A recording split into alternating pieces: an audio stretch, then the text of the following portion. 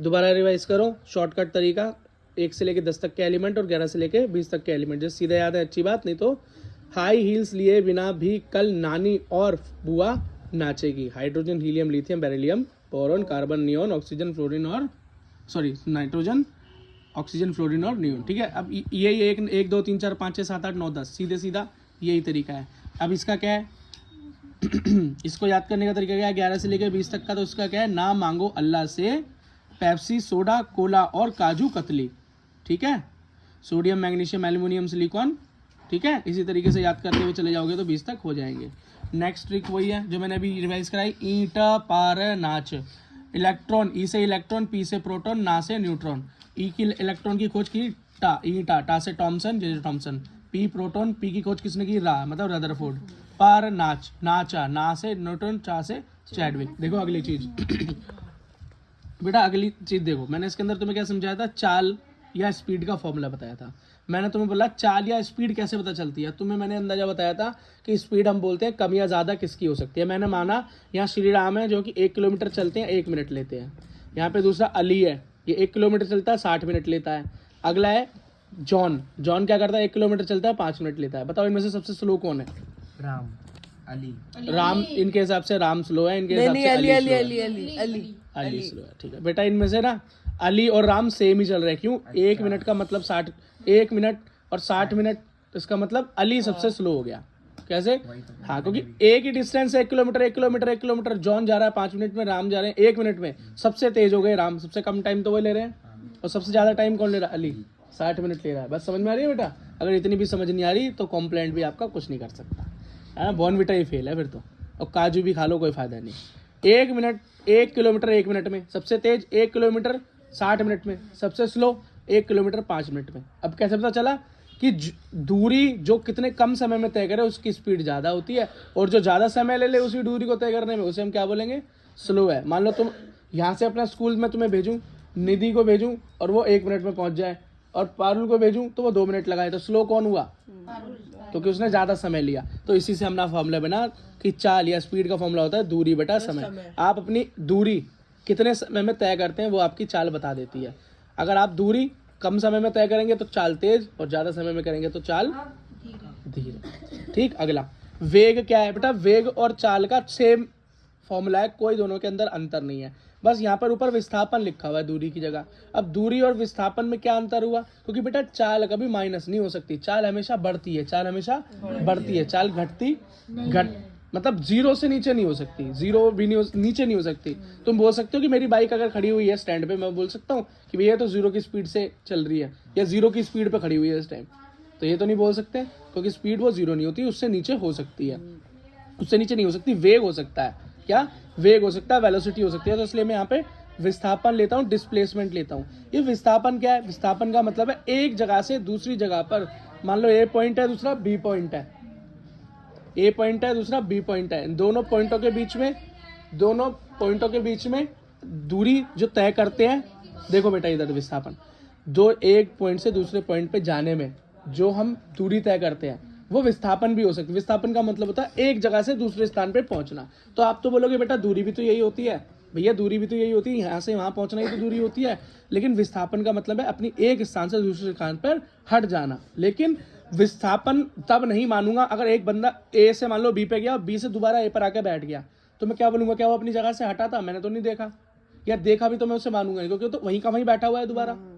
Class में मैं किसी बच्चे को बोलूंगा उसके साथ से हट जा, यहाँ पे आके बैठ, वो थोड़ी देर में फिर वहीं आप जाके बैठ जाए, तो मैं क्या बोलूंगा, तो वहीं आके बैठ गया, इसका मतलब मेरे हिसाब से विस्थापन नहीं हुआ, विस्थापन 0 हो जाता, लेकिन दूरी तय होती है। मान लो कोई ए से बी गया 1 किलोमीटर की दूरी, तो 1 किलोमीटर की दूरी हो गई, विस्थापन भी 1 किलोमीटर हो गया। लेकिन कोई बी से दोबारा ए पर चला गया तो कितना चला, 1 किलोमीटर और 1 किलोमीटर वापस, मतलब 2 किलोमीटर क्या हो गई उसकी दूरी, लेकिन विस्थापन कितनी हो गई, 0, क्योंकि वो दोबारा उसी जगह पे वापस आ गया। स्विमिंग पूल वाला क्वेश्चन हमने करा था, याद है ना, स्विमिंग पूल में एक कोने से दूसरे कोने पे तैर के गई, फिर जब वो वापस आ गई तो हमारी दूरी तो कुछ बन गई डबल, लेकिन विस्थापन 0 हो गया। इस हिसाब से हमको फॉर्मूला याद हुआ।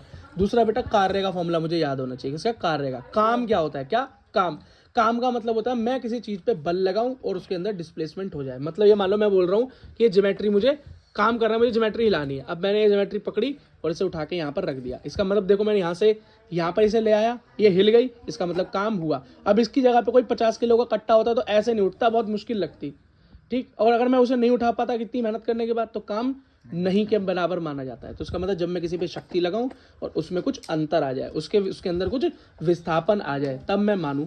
अब इसके अंदर बेटा एक फॉर्मूला आता है कि अब ये फॉर्मूला क्या बना, work equals to force into displacement, मतलब बल गुणा में विस्थापन। अच्छा, इसकी यूनिट क्या होगी, न्यूटन, क्योंकि बेटा फोर्स की यूनिट होती है न्यूटन और डिस्प्लेसमेंट मीटर, तो न्यूटन मीटर इसकी यूनिट हो जाएगी। यूनिट बनाना अगर सीखना चाहते हो तो कमेंट कर देना, हम नई वीडियो बना लेंगे। अब बेटा इसके अंदर फोर्स का फॉर्मूला, बल का फॉर्मूला भी पता होना चाहिए। बल है क्या, शक्ति है, मतलब बल क्या है। अब बल, शक्ति बोल रहा हूँ, शक्ति अलग है। बल का तो बल का फॉर्मूला होता है मास इनटू एक्सेलरेशन। अब ये मास एक्सेलरेशन क्या है, मतलब जिस भी चीज, किसी चीज पे अगर मैं शक्ति लगाऊं तो इसके अंदर कुछ द्रव्यमान होगा, भार होगा, ठीक है। द्रव्यमान और भार का अंतर मैं पहले बता चुका हूँ। द्रव्यमान बदलता नहीं, भार बदल जाता है। अब मैं इसके ऊपर क्या करूं, बल लगाऊं। अब ये मैंने बल लगाया, इसके ऊपर कुछ शक्ति लगाई, हाँ, और इसके अंदर कुछ क्या हुआ, चेंज, कुछ एक्सेलरेशन आया। मान लो मैंने इसको धक्का दिया, कुछ इसमें एक्सेलरेशन आया था, मतलब कुछ त्वरण आया था, कुछ गति आई थी इसके अंदर। तो यही फॉर्मूला होता है बेटा बल का। बल में क्या होता है, किसी भी द्रव्यमान वाली चीज के अंदर जब त्वरण आ जाए, जब वो कुछ मूवमेंट करे तुम्हारे हाथ लगाने की वजह से या उसमें बल देने की वजह, तो ये हो गया बल का फॉर्मूला, फोर्स इनटू एक्सेलरेशन। तो यहाँ पर ये बल इसी तरीके से निकाला जाएगा। अच्छा, गुरुत्वाकर्षण के मामले के अंदर जब हम ग्रेविटी वाला चैप्टर पढ़ते हैं, उसके अंदर ये जो एक्सेलरेशन होता है ये जी के बराबर होता है, छोटे जी के बराबर। ये छोटा जी क्या है, जब बेटा धरती पर कोई भी चीज ऊपर से मुक्त पतन गिरती है, क्या मुक्त पतन गिरती है, तो धरती उसे अपनी एक शक्ति जी, ग्रेविटी के हिसाब से खींचती है ना। अब मानो इस चीज को मैं इतनी दूर से गिराऊं, अब मैं और इसे ऊपर से गिराऊं, तो क्या बेटा अंतर है, नहीं है दोनों के गिरने में। और छत से गिराऊं तो और कितनी तेज गिरेगी, अंतर है ना। क्योंकि ग्रेविटी क्या है, उसको उतनी जितनी ऊंची ये जाएगी उतनी तेजी से नीचे खींचेगी। उसको क्या बोलते हैं, एक्सेलरेशन ड्यू टू ग्रेविटी, त्वरण। मतलब किसी चीज की गति में तेजी आ जाती है जब उसको कोई धरती की तरफ, धरती उसे खींचती है, तो उसी को छोटा जी कहते हैं। इसका मान कितना होता है छोटे जी का, 10। कितना होता है, 10। वैसे होता तो 9.8 है, पर उसको हम 10 मान लेते हैं। शक्ति का फॉर्मूला कैसे, तुम्हारे अंदर कितनी शक्ति कैसे पता चलेगा, तो बेटा इसका पता चलेगा कौन कितना काम कितने समय में कर लेता है। मानो मैं तुम्हें काम देता हूँ, 2 बच्चे हैं, 2 बच्चों को काम देता हूँ, पहले तुम्हें देता हूँ एक काम और एक तुम्हें देता हूँ। अगर मैं बोलता हूँ 100 ईंटें तुम्हें छत पे पहुँचानी है, तुम 1 घंटे में पहुँचा देते हो और तुम 2 दिन में पहुँचाते हो, तो किसके अंदर ताकत ज़्यादा है, जिसने एक काम 1 घंटे में कर दिया। और इसका मतलब जो अगर मैं दिया हुआ काम कम समय में करूँ तो मेरी पावर क्या है, ज़्यादा, और मैं दिया गया काम ज़्यादा समय में करूँ तो मेरी पावर क्या है, कम।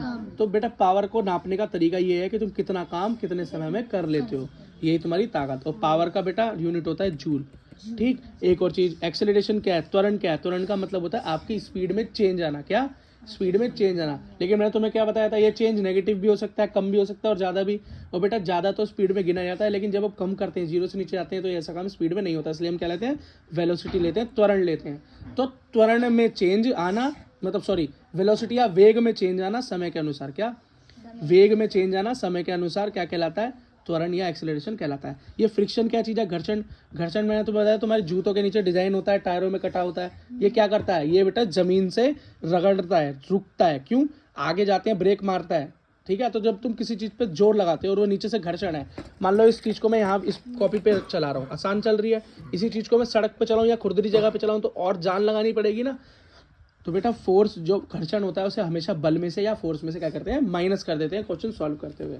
लास्ट एवरेज, क्या, एवरेज या एवरेज चाल भी निकाली जाती है, एवरेज वेलोसिटी भी निकाली जाती है, ठीक। चाल निकाली जाए तो जितनी भी चालें दे रखी हो, अगर दे रखा है किसी गाड़ी की चाल ये थी फिर ये हो गई, तो उन दोनों को 2 चाल हो गई तो नीचे 2 से भाग दे देना, दोनों को जोड़ के। अंतर पूछे तो दोनों को आपस में घटा के नीचे से दोनों को आपस में घटा देना, वही अंतर हो जाएगा। अगर एवरेज पूछे उसके अंदर भी घटाने में भी, तो दोनों को घटा के नीचे 2 से भाग दे देना।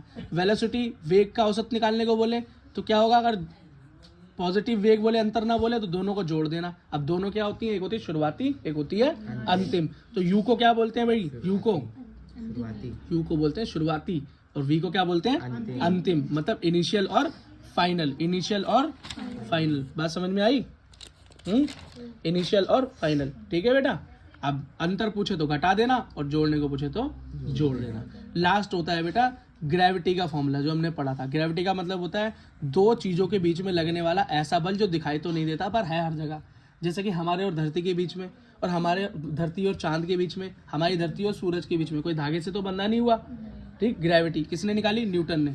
अब बेटा इन दोनों के, ये मान लो ये धरती है, ये चांद है, एक छोटा है एक बड़ा है, इसको बड़ा एम ले लो, इसको छोटा एम ले लो। एम मतलब इसमें कुछ वजन है, इसमें भी कुछ वजन है। इन दोनों के बीच में मान लो डी दूरी है, डी दूरी है, तो इन दोनों के बीच में शक्ति लगी, वो कैसे निकलेगी?